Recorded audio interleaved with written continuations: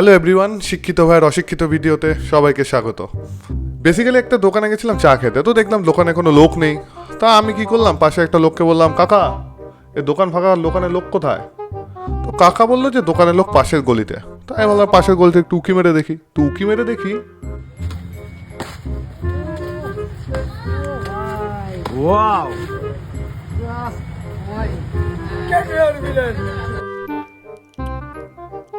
আমি চা খেতে এসেছিলাম, এটা দেখে মারামারি করতে হবে। কাকা আমি মার্শাল আর্ট প্র্যাকটিস করতে আসিনি।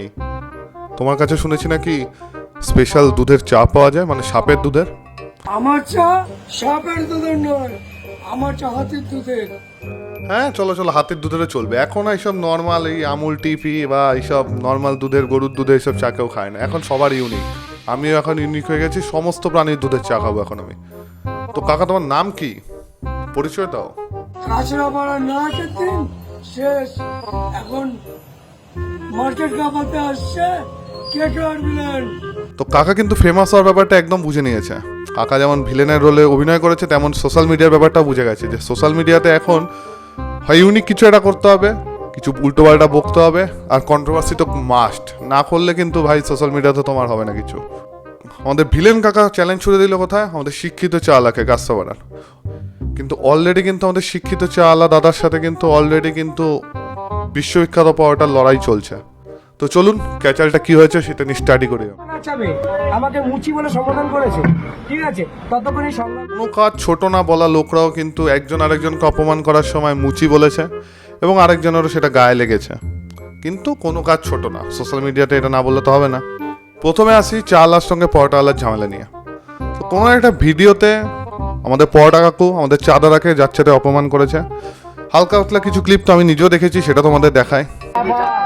আমি ঠিক টাইমে ওর অ্যান্সার দেব। এইসব ছেলেরা তুমি মুচি বলেছিলে ওই গ্র্যাজুয়েট চাওয়ালাকে? কাউকে নাম ধরে বলো না বস, আমি কাউকে নাম ধরে বলি না, কারোর নাম ধরে বলি না। একটা ভিডিওতে দেখলাম তোমার ভিডিও দেখি ওর নাম ধরে বললেই ওর উঠে যাবে। উনি বলে নাম ধরে বলে থাকবে। 4,000 বলছে না, 4,000 বলছে না, 40,000 বলতে লাগবে। নাম ধরে আমি কাউকে বলি না, বাট আমি যখন বলবো তার পা থেকে মাথা অব্দি জ্বালিয়ে দেবো।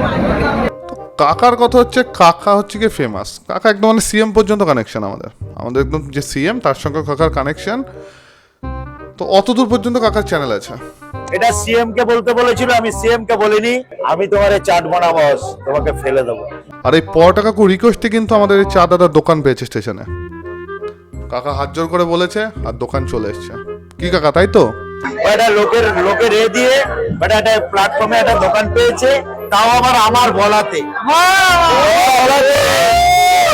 আমার বলাতেও কোনো দোকান পেয়েছে না। হাত জোর করে রিকোয়েস্ট করে বলেছি যে এই ভাইটিকে একটু ব্যবস্থা করে দিন, হয়তো আমার জন্য ওই দোকানটি পেয়েছে। না কাকা, আগের ভিডিওতে তো তুমি হয়তো কথাটা বলনি, এই কনফিউজ করছো পাবলিককে। আমিও কনফিউজ। আমি মাধ্যমিকে হয়তো ফার্স্ট হব, আর আমি মাধ্যমিকে ফার্স্ট হয়েছি, অনেক আলাদা কিন্তু কাকা, পার্থক্য আছে বস। কাকা কথা ওটা কিন্তু অনেক আলাদা, ঠিক আছে? দাদার অভিযোগ হচ্ছে কাকা নাকি মদ খেয়ে দাদাকে উল্টো পাল্টা বলেছে। তো আমি কাকাকে যেটা জিজ্ঞেস করবো, কাকা তুমি কি মদ খাও? মদের পিছন আমার, মদ আমি খাই না, মদ আমাকে খাই। না কাকা তোমার শব্দ জড়িয়ে আছে কাকা। নেক্সট টাইম আর কি একটু ভালো হবে, মানে ক্যামেরা প্রেজেন্স দিনে দিন তোমার ভালো হচ্ছে। যেমন চশমাগুলো কালারিং পড়ছো না, রং তো একদম কথার মধ্যেও থাকে, রং চড়িয়ে কথা তুমি বলোই, কিন্তু এবার একটুখানি এইদিকেও নজর দাও। কিন্তু মাঝে মাঝে কিন্তু জিভ আর কি স্লিপ করে যাচ্ছে, এটা একটু নজর দাও এদিকে। দ্বিতীয় ঝামেলা হচ্ছে আমাদের অরুণদার সঙ্গে, ডেকাফ্লেনের বিখ্যাত অরুণদার সঙ্গেও ঝামেলা। কেন তিনি তার মা কালীর ছবিতে বা মূর্তিতে যাই থাকুক, ছবি আছে একটা আমি যতদূর মনে পড়ছে, কত দামের মালা লাগাবে সেটা নিয়ে হচ্ছে দাদার সমস্যা। শুধু দাদা না, আরেকজনও দেখলাম সমস্যা আছে, সেটা নিয়ে অরুণদা নিজেই মুখ খুলেছে। সেই দায়িত্বটা আজকে আমি সৃজিতকে একটা প্রশ্ন করি, এতদিন তো মালা নিয়ে কোনোদিন ভিডিও করোনি, আজকে হঠাৎ করে তোমার মনে হলো মালা নিয়ে প্রশ্ন করা? আগেও একদিন তোমরা বলেনি আমাকে 2,000 টাকা মালা পরাতে? তো আমার কথা হচ্ছে, আমার বাড়িতে আমার ঠাকুরকে আমি 2 টাকার মালা পরাবো না আমার সামর্থ্য নিয়ে 2,000 টাকা মালা দেবো, সেটা তো আমার ব্যক্তিগত ব্যাপার। এরা এখন রান্না ছেড়ে বাকি যা যা করা সম্ভব সব কিছু নিয়ে লড়াই চলছে, কারণ এরা বুঝে গেছে যে এই সব এমনি ভাট বকে আর কতদিন, লোক অ্যাট্রাক্ট আর কতদিন করবো? এইভাবে কিন্তু দোকানটা চালাতে গেলে তো এবার একটা কিছু কন্ট্রোভার্সি ক্রিয়েট করতে হবে। এইদিকে ভোট নিয়ে আমি ভোটের একটা ভিডিও বানাচ্ছিলাম, এই ভিডিওটা বানানো কোনো প্ল্যানিংই ছিল না। আমি একটা মজার একটা ভোটের ভিডিও বানাবো ভাবছিলাম, বানাচ্ছিও, কিন্তু না, এদিকে ভোটের এখন রাজনৈতিক লড়াই হবে, এরা লড়াই শুরু করে দিয়েছে কি খাদ্য লড়াই, খাদ্য অভিযান করছে এরা। দাদার লড়াই সবার বিরুদ্ধে, কার দোকানে কি দাম থাকবে না থাকবে সেটা নিয়েও কিন্তু দাদা একদম এসে করবে। কে কাকে ফ্রিতে খিচুড়ি খাওয়াবে কি তার দোকানে মাল খাওয়াবে না সেটার উপরেও কিন্তু দাদা নজর রেখেছে। বলো উনি 25 টাকা নিচ্ছে, কোনোদিন ঠাকুরের মায়ের ভক্ত, উনি এক গামলা খিচুড়ি খাবেন, এক বাটি খিচুড়ি ফ্রিতে খাইছে কাউকে?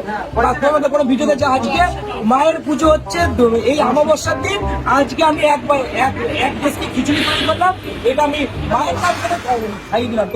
এবার আমি বুঝতে পারছি এরকম একটা মানে ব্যক্তিত্ব থাকতে ফুড এসে তার কোনো দরকার নেই। বুঝতে পারছো না কি বলতে চাইছি? খাদ্যের গুণগত মান থেকে খাদ্যের দাম কি হওয়া উচিত শুধু নিজের দোকানে না অন্যের দোকানেও ঠিক করেছে এই দাদা। মাত্র লড়াই আজকের থেকে শুরু হলো, তোমাদের ক্যামেরার মাধ্যমে বলে দিই লড়াই শুরু হলো। ভাইরাল যারা হয়েছে যদি দাম না কমায় আমি তাদেরকে এক একটা করে কাঁচা খুলবো। আমি নিজেও কিন্তু এই কথাটা আগেও বলেছি আমার ভিডিওতে যে ভাইরাল হওয়ার পর কিন্তু অনেকেই যারা ভাইরাল হয়েছে তাদের খাবারের দামগুলো অনেক বাড়িয়ে দিয়েছে। আমি কিন্তু তাদের বলিনি যে তোমরা মানে একদম প্রতিবাদ করতে বসে আইনি দাম কমাতেই হবে। আমি বলেছি যদি তোমরা দাম না কমাও তাহলে তোমাদের ব্যবসারই ক্ষতি, এটা একটা আমার মতামত। কিন্তু আমাকে দাম কমাতে হবে, আমি ঠিক করে দেবো কে কি দাম রাখবে, সেটা তো ভাই পসিবল না। তুমি তোমার চা 5 টাকায় বেচবে না 10 টাকায় বেচবে, লাউ পলার সেটে বেচবে, সেটা কি মানে অন্য কেউ বা বলে দিলে তুমি শুনবে? শুনবে না, কারণ এটা তোমার দোকান। তুমি যদি আমাকে বলে দাও আমার ভিডিও আমি কীভাবে বানাবো না বানাবো, সাজেশন অলওয়েজ ওয়েলকাম, বাট তুমি আমাকে অর্ডার করতে পারো না। দাদা বলে দিয়েছে দাদার লড়াই চলবে, চলছে, সব ভালো কথা। এইসব দেখে ভাবলাম দাদা তো একদম সমাজ শাসক রাজা রামমোহন রায়, আমার এই ধারণাই হয়েছিল প্রথমে। কিন্তু আরেকটা ভিডিও ক্লিপ দেখার পর আমার ধারণা বদলে গেল, তোমাদেরটাও বদলে যাবে। এক স্যার মগা, কোথাকার এক মগা, মানে চ্যানেলে কোনো নাই, মনিটেশন নেই, কিছু নেই, ও আমার নিয়ে রোস্ট করে। তুই আমার লেভেলে আছিস ভাই, তুই আমার লেভেলে আছিস। তুই সকালবেলা স্টেশনের মধ্যে ছাপড়ির মতো একটা চশমা পরে গ্র্যান্ডের সামনে পাওয়া যায় 20 টাকা। 20 কত টাকা? 20 টাকার সানগ্লাস। আমাদের 20 টাকা সানগ্লাস, এটা চোখে পড়ে রয়েছে 4500 টাকা সানগ্লাস, 10 বার জন্ম নিতে হবে, ঠিক আছে? মালটাই একটু আলাদা। তা কি দাদা এত হাম্বেল সাজলে, আর একজন তোমাকে নিয়ে রোস্ট করেছে তার কথা তোমার খারাপ লাগতেই পারে, এমনকি আমার কথা নিয়েও তোমার খারাপ লাগতে পারে। তাই জন্য তার চ্যানেল মনিটাইজ আছে কি না, সে 20 টাকার চশমা পড়েছে কি না, তোমার এটা 3500 টাকার চশমা না 5000 টাকার চশমা, তাতে কি যায় আসে? কিছু যায় আসে কি সমাজের? তাতে কোনো যায় আসে? আমার তো মনে হয় না কোনো কিছু যায় আসে। তোমার চায়ের দোকান, ভালো চা বানালে 10টা লোক আসবে, না বানালে আসবে না। তুমি কত টাকার চশমা পড়বে সেই নিয়ে তো লোক দেখতে যাবে না। তার চ্যানেল মনিটাইজ না, কি অদ্ভুত যুক্তি। আমার চ্যানেল তো মনিটাইজ না, তার তো কি হয়েছে? আমি যদি মনিটাইজ হয় তাহলে আমি 2 টাকা পাবো, আমি 2 টাকা পাবো। তার সঙ্গে আমার কথা আর বলার কি কোনো চেঞ্জ হয়ে যাবে? আমার শব্দ চেঞ্জ হয়ে যাবে? আমার বলা ইন্টেনশন চেঞ্জ হয়ে যাবে?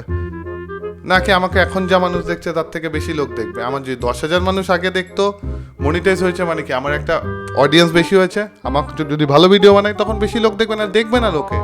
অন্য সবার দোকানের দাম ঠিক করছো, কে কি করছো সব ঠিক করছো বস, আর এইদিকে নিজের ব্যাপারে একটু ক্রিটিসিজম নিতে পারছো না। তোমায় যদি পার্সোনাল কোনো অ্যাটাক করে তোমার বউ বাচ্চা নিয়ে, যে যাদেরকে তুমি দেখো, আমি সোশ্যাল মিডিয়াতে দেখো একটা কথা বলি, দাদা হিসেবে বলছি, তুমি দাদা, আমি সেই ছোট ভাই হিসেবে বলছি। তুমি সোশ্যাল মিডিয়াতে আছো, তোমাকে যদি কেউ কিছু বলে, যদি হেলদি ক্রিটিসিজম করে সেটা নিতে শেখো। কেউ যদি বাজে বলে ইগনোর করতে পারো বা তুমি রিপ্লাই করতে পারো, দ্যাটস ইয়োর চয়েস। কিন্তু কখনোই উচিত না, আমি কাউকেই বলবো না, তোমার পরিবার নিয়ে যদি কেউ তোলে সেটা চরম অন্যায়, কারণ তোমার পরিবার সোশ্যাল মিডিয়াতে নেই। তো সেই জিনিসটা আলাদা ব্যাপার। কিন্তু কেউ তোমাকে হেলদি ক্রিটিসাইজ করেছে বলে, যেহেতু তুমি কোনো পয়েন্ট তুলে ধরোনি যে তোমার নামে কি বলেছে, তুমি জাস্ট কি বলেছো, তোমার কাছে তুমি সেটার পয়েন্টে কিছু বলতে পারতে, সেখানে তুমি কি বলেছো না ও চশমা ক টাকার পরে, ও চ্যানেল মনিটাইজ, তুমি অন্যকে ছোট করেছো। এসব করে কি চলবে বস?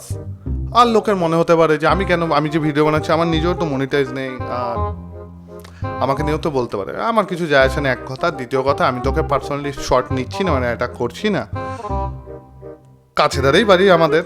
তো এইটুক ছোট ভাই হিসেবে দাদাকে বললাম ভালোভাবে যে কেউ হেলদি ক্রিটিসিজম করলে নিতে শেখো। এবার চলে আসি ফুড ব্লগারে। আবার ফুড ব্লগাররা নাকি চায় যেটা কন্ট্রোভার্সি মিডিয়া, তাদের মতে তারা ঠিক বলছে, তোমার মতে তোমরা ঠিক বলছো, বাট আমি চাই যে আমাদের পুরো কমিউনিটি চাই যে জিনিসটা শেষ হোক। শুনে মনে যায় না বস, আমি মানতে পারলাম না কথাটা। কারণ আমাদের স্মার্ট চাল তারাকে এসে বলছে যে না সবাই চায় যেন তোমাদের সবার ঝামেলা মিটে যায়। আমি ঠিক মানতে পারলাম না বস। চিন্তা করো না, প্রমাণ দিচ্ছে। আমি ঠিক টাইমে ওর অ্যান্সার দেবো। এইসব ছেলে না, 4,000 বলছে না, 4,000 বলছে না, 40,000 বলবে লাগবে।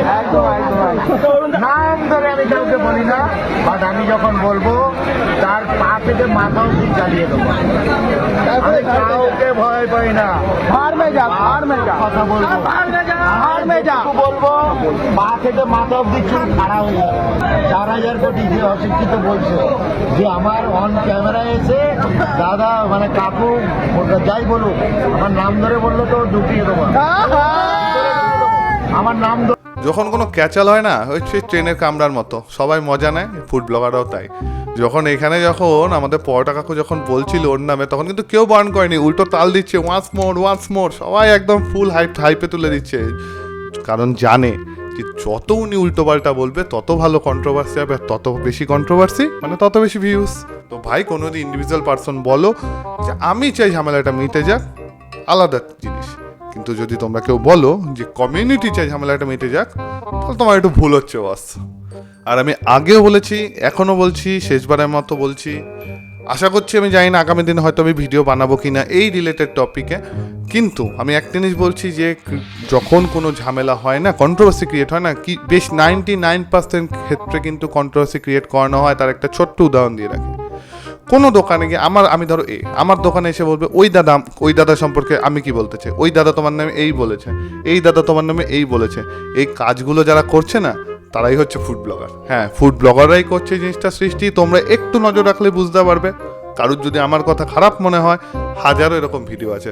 কোশ্চেন আমি একটা ক্লিপ তুলে দিচ্ছি, গিয়ে জিজ্ঞেস করছে দিদি তোমার নামে ওই দিদি কি বলেছে এই। তোমাদের কিন্তু নন্দিনীদি ইনভাইট করেছে, এই নিয়ে তুমি কি বলতে চাও? নন্দিনীর হয়ে তুই সপরিশ কে? তুই নন্দিনীর কে? বল, তুই নন্দিনী কে আগে তুই বল। এটা ভিডিওতেই বলেছে, আমার একটা কই আমরা তো দেখিনি তো কোনোদিন। এই না ভিডিওতে বলেছে যে তুই তো কালিদি দেখলাম যে মিষ্টি দি, তুই তো দেখলাম যে ওই কি বললাম না, যেদিন উদ্বোধনের দিন তুই তো বলছিলি যে মুনমুন্দি তোমাকে যেতে বলেছে, মুনমুন্দি তোমাকে যেতে বলেছে। কই তোর ভিডিওই তো বলিনি যে কালিদিকে আসতে বলবি, মিষ্টি দিদিকে আসতে বলবি, বলেছে না ভিডিওতে। আমরা দেখিনি। ফাও কথা বলবি না, যেটা কোনো কন্ট্রোভার্সি করবি না। তুই আমাকে ভিডিও করতে এসেছিস, আমার সঙ্গে ভিডিও কর। না দিদি, ওরা ওই দিদির কেউ হয় না, ওরা তোমারও কেউ হয় না, ওরা কারোরই না। ওরা চাইছে কন্ট্রোভার্সি, কারণ তুমি একটা বেফাস কথা বলে ফেলবে, ব্যাস কন্ট্রোভার্সি সৃষ্টি হবে। তারপর ওই দিদি কিছু বলবে, আর বেশি কন্ট্রোভার্সি মানে বেশি ভিউ। তো যাই হোক, দেখা হচ্ছে আগামী ভিডিওতে। ভালো থাকবেন, সুস্থ থাকবেন। আর যে ভিডিওর উপর কাজ করছিলাম সেই ভিডিওটা খুব তাড়াতাড়ি আসতে চলেছে। আপনাদের গুরুত্বপূর্ণ মতামত অবশ্যই কমেন্ট বক্সে জানাবেন। আমি মনিটাইজ হই আর না হই, আমার ভিডিও ভালো লাগলে লাইক করবেন আর চ্যানেলটাকে সাবস্ক্রাইব করবেন আর শেয়ার করতে ভুলবেন না। দেখা হচ্ছে আগামী ভিডিওতে।